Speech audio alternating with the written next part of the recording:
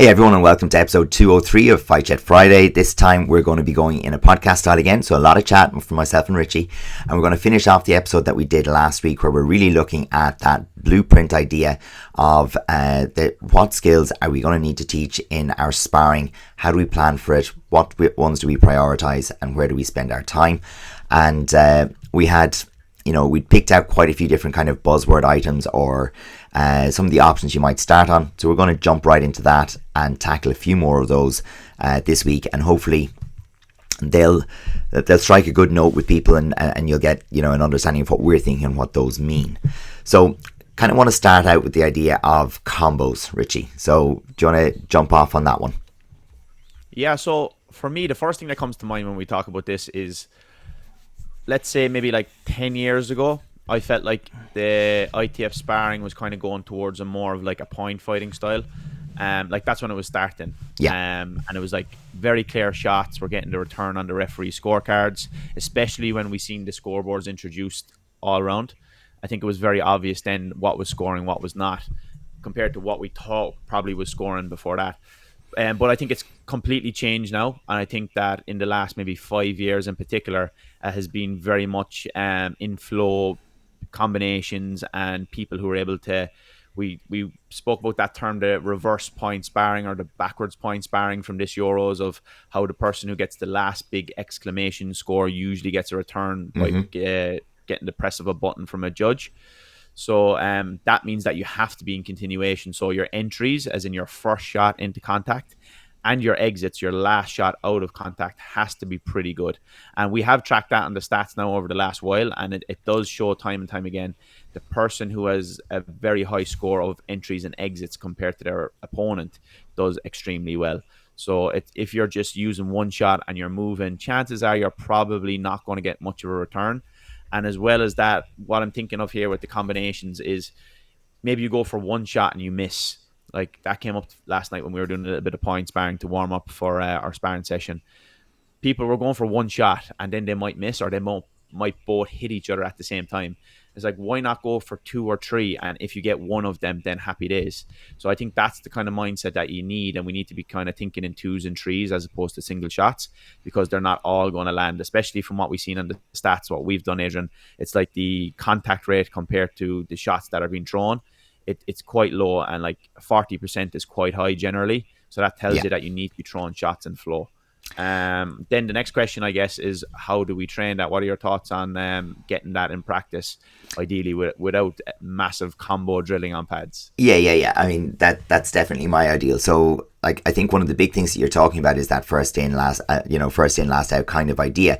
So, I think the thing that stops flow is someone is picked off directly on their first shot, or the first shot isn't a real shot. It doesn't do anything. It doesn't create a threat. It doesn't move the opponent. So I think what we're really looking for is getting people to have something behind their first intention shot. So when you pick up that leg, when you decide to go to hands, that it's not an empty, here I am flicking my leg at you. This is something that's intended to create a reaction, and then you're ready to follow up into that reaction. So if you're pushing to force the person to step back, okay, then what's going to follow that? So we can kind of move into the kind of exercises where you ask, hey, every time you pick up your front leg, you have to throw hands as well. Or anytime you kick off the right, you must kick off the left to follow. Or if you go to hands, you must finish with the leg. Or those kind of things that we try to get it into, whether they're variations on point sparring, whether it's continuous sparring where there's penalties if you don't do what you're supposed to do. Those kind of things just bring that commitment into the shot. Yeah, I like that. One of the ones that I actually stole from you when we did a seminar in Norway was using any 2 of 3, and you might give them side kick, turning kick, axe kick, for example, and you have to score any 2 of those 3 in any order in a sequence. I think that's a nice one because you can kind of interact with the techniques more, and there's a bit more of a flow, and it just gets people into that mindset, which is very important, of throwing shots in bunches. Yeah, absolutely. And you're looking for everything you throw to create an effect. I mean, there's very little. I mean, there's that tit for tat, one for one thing that can kind of develop where it's a little bit like, well, I'll have half a go and you have half a go, and we'll go over and back until somebody makes a mistake, drops a bit close, and it's like, oops, you've hit them and now you're winning, and now it's like, oh well, we'll start moving and pulling now because I'm in this situation, where we really do want to develop that positive mindset, especially now.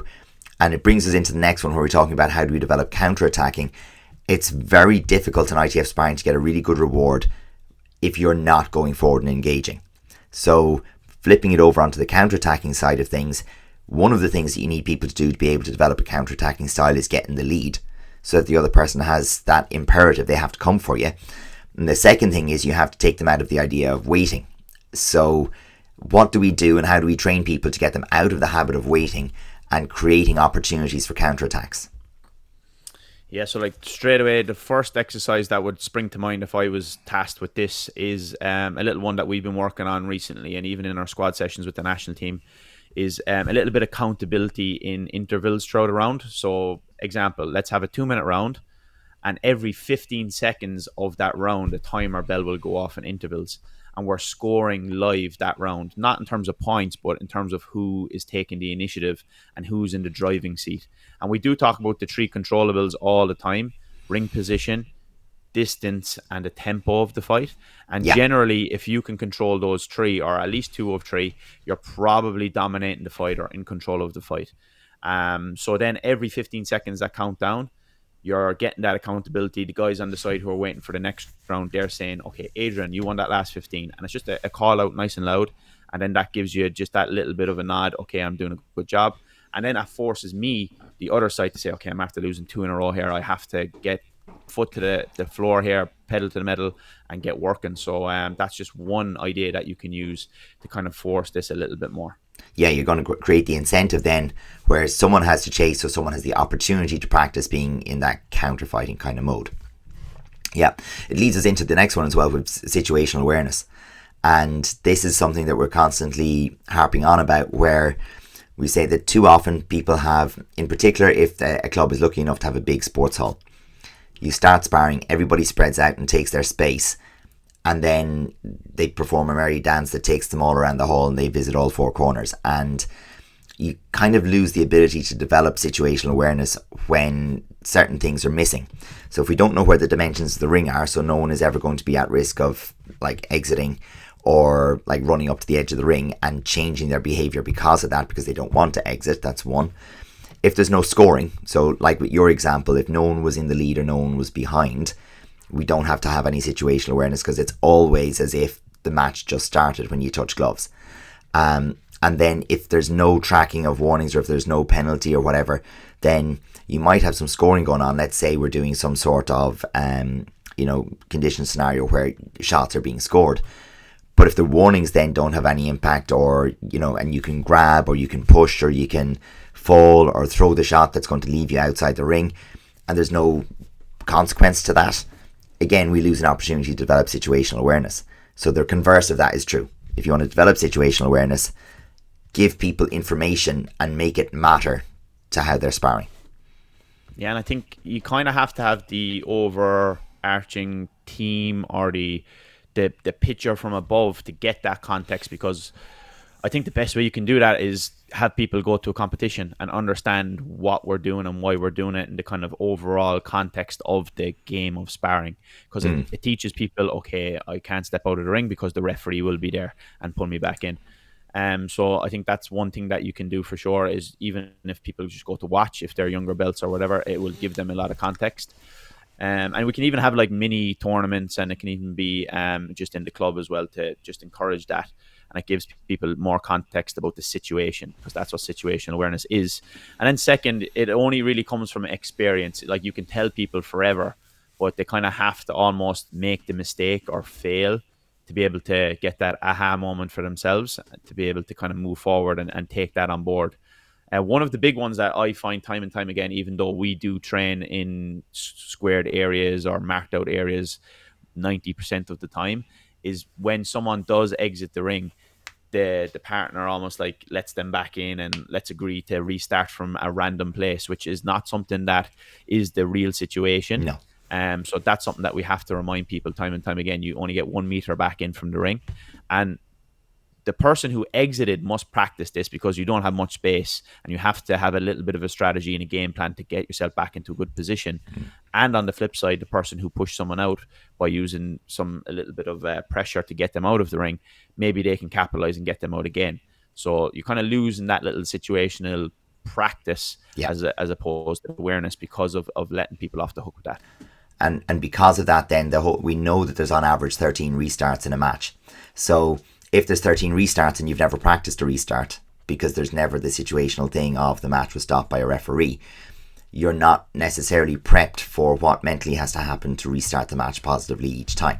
So you should be, every time you exit the ring, having to confront, do I go right, left, or straight forward? Do I, what am I going to pull? Am I going to lead them and then do something, or am I going to take the first shot? And you should have to make that decision over and over and over again until you're confident in your ability to do what you prefer.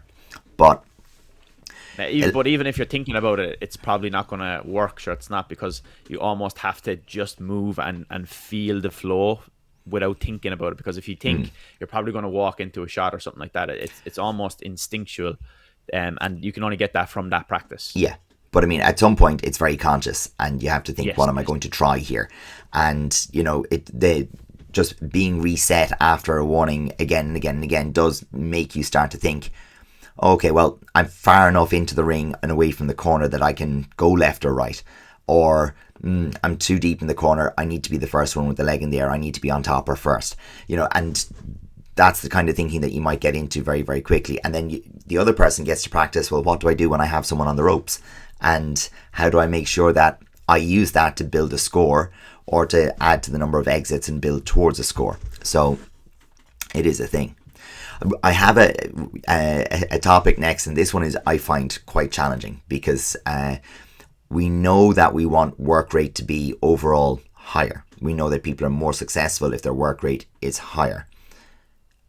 People, depending on their weight class, male, female, and so on, will need maybe a slightly different work rate to be successful, but we want it within your category to be higher. And it's one that it can be very, very difficult to engineer in training, because it's not the same having, let's say, a high work rate on pads.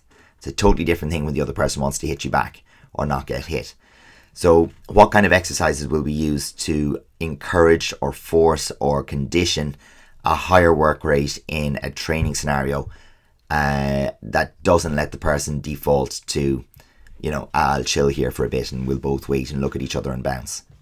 Yeah, it's external accountability, I think, is the overarching theme for that, because it's like the 15-second intervals example I gave earlier. It gives a little bit of input from people on the outside, people who are waiting for the next round or whatever it may be, because a lot of time, like from my own experience, I know sometimes you're just tired, and the last thing you want to do is pick up that leg when you, like, the lactic acid is building up and you're tired, and you're happy to maybe just bounce it out with the other person as well. Maybe they're feeling the same thing, especially in training. Like, that's not really the case generally in a tournament, because there's a scoreboard on the line and you have to defend it, or you have to keep it, or you have to go after, or whatever. Whereas in training, there's almost this agreement between two people sometimes that maybe towards the end we're both tired, 3 or 4 rounds in, we might just see it out. And you need that accountability to push you. And that's what a coach is for. That's what teammates are for. That's what training partners are for. It's to help you do the things you don't want to do when you want to do them. And the constraints of what we do as well can definitely help that. For example, pushing yourself every 15 seconds and you're trying to make sure you don't win on those intervals as opposed to win on points. It just helps you with the work rate. But we do know from all the stats that we've done that if you're not making contact with 25 shots per round, and that's 2 minutes, so each 2 minutes, chances are you're probably going to be under pressure. Whereas if you can get 25 or more, there's very much a higher likelihood that you can be in the driving seat and probably win. So we do know that from the stats that we have, which means you have to be kind of matching that work rate. But like at the same time, maybe you throw out that 25 shots in your minute and a half of the first round, and then you're getting sloppy in the last 30 seconds and can see 3 head kicks. So you have to be tuned in. And I think work rate is very much linked to mental kind of, I guess, fatigue and concentration, that you need to be tuned in that whole time as well. And I think the two of these things are very much linked. Yeah, and I think that one is one we can jump to. We talk about that ability to concentrate throughout the and to concentrating sounds like it's easy, but if we put it this way, the ability to stay in control of all three controllables for the duration of a 2 by 2 minute match 5 times in a row in order to get to a final and win. That level of mental focus and concentration is really, really challenging and difficult because it's every second of those 4 minutes. And it's interesting, I was listening to a podcast last night, Freakonomics Radio, and they were talking about multitasking and people's ability to focus on one task for a period of time. And they reckon that over the last number of years, it's dropped from about 2 minutes down to about 75 seconds. So, yeah, blame the 1 minute length of an Instagram reel, whatever you want to do. But that idea is really interesting, that once upon a time it was 2 minutes, which is the duration of our bout, like our round, and then you get a break and then you go and try and do it again. And now the average person's concentration span is about 75 seconds if you're fully focused. So that means either you are going to break the norm and learn how to concentrate for 2 minutes at a time and do it repeatedly, or you're going to be up against it, and you're going to find at some point in that round, every round, your concentration is going to slip and you're going to start making mistakes or doing something silly. So that's really interesting to me. Take the phones off the students, give them a few books. That's the longer term strategy. So in terms of the what we're doing in the ring, I think there is quite a bit that we can do, in terms of like those things where every section of the 2 minutes has a different focus. You can have you can shift the controllables. You can have people shift their focus of attention, but still doing intentional work for the full 2 minute round. So it might well be that even if we take a tempo example, okay, you're going to go at a high tempo for 15 and the other person goes on low, and it changes you from I'm concentrating on trying to link techniques together and push the pace and get 5 contacts in 15 seconds while the other person is trying to limit the contacts to only 1 for them and only, and as low as possible for you. And then it keeps reversing every 15 seconds. If you do something like that, you're only having to actually concentrate on one task, let's say, or one focus for 15 seconds at a time, and it alternates over and back, it cycles. But then we can play around that a bit as well, and that just gives us a way to kind of, it's not concentrating on one limited focus thing for 2 minutes. We are trying to kind of be really intentional about focusing and concentrating, but we may need to change up our focus again and again and again in order to make it through 2 minutes. Yeah, I think as well for this, it's important because the context of the group is quite important, and maybe the goal of the group, because a lot of the time in a general class, in a general group, you're looking for people to learn. And if your heart rate is up in the orange zone, red zone, it can be quite hard and difficult to be able to learn and to be able to think about what's going on to get those learning moments. But then at the same time, if you want to compete and be able to do so at a high level, you need to be able to build that capacity. So it's like, if you have ideally what you want to do with a training group like that is maybe use some sort of stimulus, be it a bike, be it whatever you want it to be, and track the heart rate, blow the heart rate up nice and high in the orange red zone, and then maybe have a little bit of a task that they jump into right away before the heart rate comes down.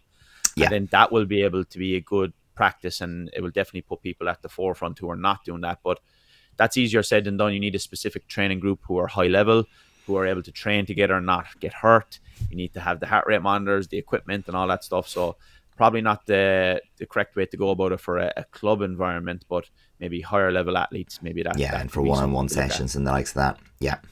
I'm going to roll 2 ideas together here. So the first one is pre-fight preparation, and the second one then is game plan execution. So I think the two of those kind of link well together. So do you want to maybe talk for a second about the idea of why there is pre-competition or pre-fight prep, and what does that look like? Are we talking mentally? Mental, really, I think. Yeah. Okay. Yeah, well, it is absolutely necessary, because I think that most people neglect this part of performance, and we all work on the physical, the tactical, the whole lot, and then we just completely forget about like the number one thing that's driving every action we do, which is the brain. And some people, they just have it with them and they don't really struggle with this part, but a lot of people do. And I think particularly for people who do taekwondo, a lot of them may have joined in the first place because they're shy, they're quiet, they're not confident. So when they go and compete against other people, then that's highlighted. So they need to have a little bit of a plan, a little bit of a strategy, and we've talked about it multiple times here on the channel. And we have an actual system and a little bit of a toolkit to be able to help people and guide people through a little bit of a mini system to help prepare this. But it's very, very important. And I think that you need to understand what type of person you are and if that's something that you very much need. So you need to be able to work on this over a period of time. It's not something you can just do for the day before the competition and have a magic switch. It's kind of like something that you work over a year, 2 years, find your ways, because it's not going to be the same for everybody. And to build your little bit of a system and a little bit of a pre-fight routine, and even a couple of weeks beforehand, a whole lot, to be able to get you in the correct mindset to be able to perform at 100%. Because we've all been there, and you're training really well, and then all of a sudden you step on the mats, and because your brain isn't in sync with your body, because you're completely out of kilter and your heart rate is through the roof and you're nervous, it's like what you do in the training room you can't do on the performance mat, because it feels like you're a different person. So if that's you definitely need a little bit of a system, and that is very, very important, because you won't be able to perform at your best. So what kind of things are we checking, or what kind of tools are we equipping people with, so that when they arrive at the competition, what they're feeling and experiencing, like mentally and emotionally, is expected and is practiced? And how do we focus people on getting a performance out of it and executing on their game plan at the end of it? Yeah, well, there's a couple of things. Number one, you have to focus on the controllables, which are the things that only you can control. And it's very, very small list. It's generally your work rate, your effort, and your attitude. So like a lot of time you might get hit with a big shot, and then you're focused on that shot that happened 5 seconds ago. You need to be present in the moment. You need to have the control over your thoughts to be able to go forward and be present again for the next one. So that also gives you a little bit of relief to be able to step back and say, yeah, I can't control the referee. I can't control if my opponent is 6'7", like all these crazy things that could happen, because we can just drive ourselves mad with all the possibilities that are out there. That's one. Confidence is another thing, and there's two types of confidence. You have confidence that you build up over a long period of time, and maybe that's, I'm training with 3 world champions who are in my gym, and I'm training with them day in, day out, and I'm getting better and I'm matching them. That's one type. And then another type might be, okay, I'm in the warm-up room the day of the competition and I'm just feeling it. I feel good. Everything is nice and crisp. There's a nice flow to things. So there's different levels of that as well. And you can help kind of like track that to give you a little bit of guidance on the confidence front.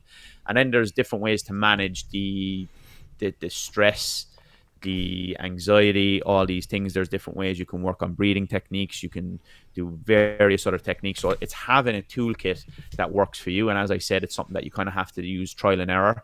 So it's good to be able to do this in maybe like big training sessions like national squads, or maybe you enter a couple of extra local tournaments just to kind of trial this and see how it feels. But it's very much something that's a personal package for you. So the follow-on for that for me then is your post-fight analysis. So let's say you've done your mental preparation, you've worked through your toolkit, you've gone in, you've competed. For me, the next thing then is you go to the post-fight analysis. And for so many people, we see this is the point where they'll talk to us. It's like, I was in a competition, here's the video, what do you think? And the missing link for that is you can't really do like an analysis. It's like asking someone, it's like, yeah, I'm after losing 3 pounds. It's like, oh, fantastic, what were you trying to do? Well, I was trying to lose 14, but so was that a success, failure? So we need to know what you were trying to achieve in the competition to be able to do a proper post-fight analysis. Like, what was the work that led into it? What was the plan?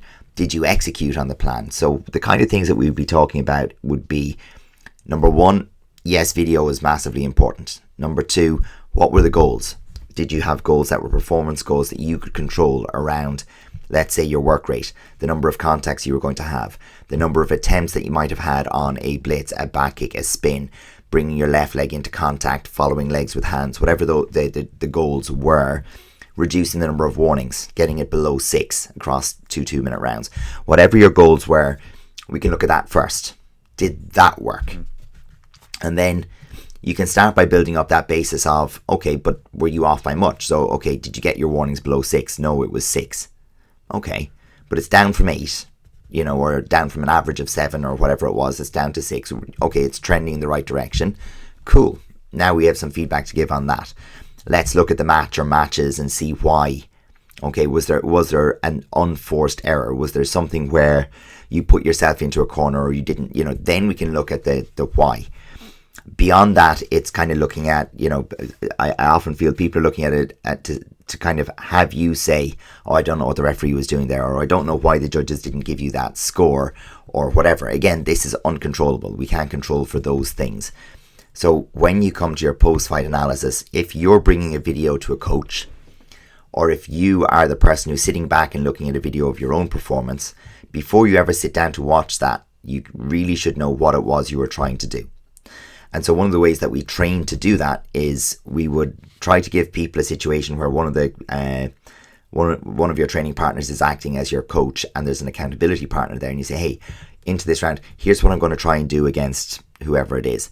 I'm going to try and do this. I'm going to have, try to keep my warnings below 3. I'm going to go, I want to go strong in the front leg. I don't want to get him lifting first. I want to be on top or first as often as possible.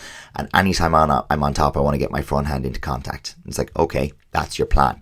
When you come out of it after the round and it's like you waited for him to kick, you didn't go first. You can't then change your mind and say, well, actually what I was trying to do was something else. So you kind of have to put yourself on the line a little bit first to make post-fight analysis really, really valuable. Set your stall out, then check against, what did I try to do? Did I achieve it? And that sounds negative in a way. Like I'm kind of pulling on the negatives of if you don't do that. But the positives of doing that is you're listing things that are actionable things you can do. You can work at a higher work rate. You can get into contact more often. We know in the long term, those will lead to better outcomes. The decision making has to be good. The opportunities have to be the right opportunities and so on. But first, shift the metrics in the right direction. Make choices about things you can control. And when they start to go in the right direction, you can give yourself that pat on the back and say, okay, training is working. I'm getting things to where they want to be. So even if that tournament you got a bronze instead of the gold, or you didn't make the semi-finals or whatever it happened to be, you can still look at it and go, oh, my training goal was to achieve this. I achieved my training goal, or I got 80% to achieving my training goal. That's progress. Let's see what we can do for the next time. I think people are too keen to make every event it's all about how I did in that event. And, it's unhealthy. Yeah, and then another thing as well is like sometimes you might somehow get to the final and get a good result. Maybe you get the gold medal, but not have a good performance, and you might have lost your first round against someone who was really good, but had a really, really good performance.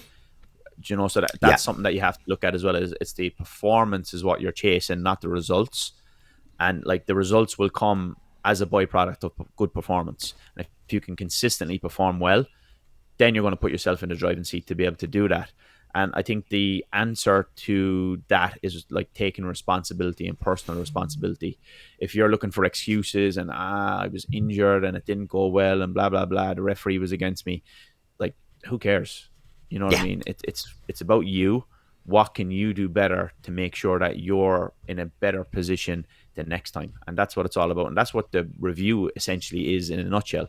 It's what can you do and take responsibility of to do better in the future to make sure that this performance doesn't happen again and we can take a step forward. Yeah, absolutely. So giving you just maybe 2 to finish on, then let's talk about emotional control and then feeding off momentum. So those 2 I think can definitely be linked, but the idea of momentum and emotional control in the ring. Yeah, so emotional control in the ring, what you got to do is you have to stay present. And that's very difficult, especially when we kind of get sucked into something and maybe there's a good fight going on and the crowd is cheering and you get sucked in that way. But you need to be able to just settle down, take it play by play and be able to analyze and know what's important. So I think the emotional control is something that you need to practice and be in those situations more often to be able to maximize them. And then momentum is something that is like momentum in terms of an actual sparring match is when you have somebody and you're taking control of the match, that you keep that going and you keep pressing down on that and you're doubling down. whereas you're not kind of letting off the hook. And then maybe you get a great point instead of just kind of, yeah, that was great and being happy with yourself. Try get back in there and get one right after. And I think one of the best examples that we see of this is the blitz straight after something. Maybe somebody makes a great side kick, they pull to an angle, and where you expect people to just move around, be happy with that, they go right back into a direct blitz again. And we call that like a re-engagement in something that we've been looking at for a while. Another one that you spoke about before is the triple threat? Yeah, absolutely. In terms of building momentum, trying to hit the idea of a score, an improvement of your ring position, and ideally a warning for the other person as well. So it's the idea that you're not looking at the score as being the only objective. Like when you throw that blitz, are you trying to do that in order to get the follow-on shot? Are you looking to take position? Maybe you were close to the edge and you want to move back towards the center. Maybe you're pushing your opponent from the center towards the edge. Because again, we're always trying to get back on those controllables. So yeah, controlling the scoreboard, scoring more points than your opponent is definitely the way to do it. But they don't happen like out of the blue. So you will tend to score more points when you are in the middle of the ring pushing out. You will tend to get better value and better return on them from there. You will tend to get, if you want to be in the middle of the ring, you have to get there, or you have to avoid being pushed to the edge of the ring where your scores won't count as highly, they won't be seen by as many judges, and you're always at risk of an exit.